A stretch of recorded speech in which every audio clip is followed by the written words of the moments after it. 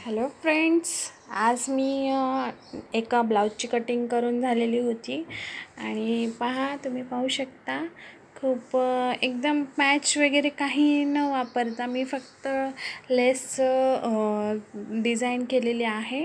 एकदम असं व्ही शेपमधून लेस लावलेली आहे आणि वरतून थोडीशी राऊंड शेपमध्ये हा थोडासा डीप गळा आहे आणि ह्याला सुंदर असे बाप्पा तुम्ही लटकन लावलेले असे आहे आणि हे घातले आणि लावल्यानंतर तर इतके सुंदर दिसत आहेत। त्याला छान असे मोती आहेत गोल्डन कलरचे आणि हा एका सिल्क साडीवरचा ब्लाऊज आहे। तुम्ही त्याची फ्रंट साइड सुद्धा पाहू शकता, मी तुम्हाला दाखवते।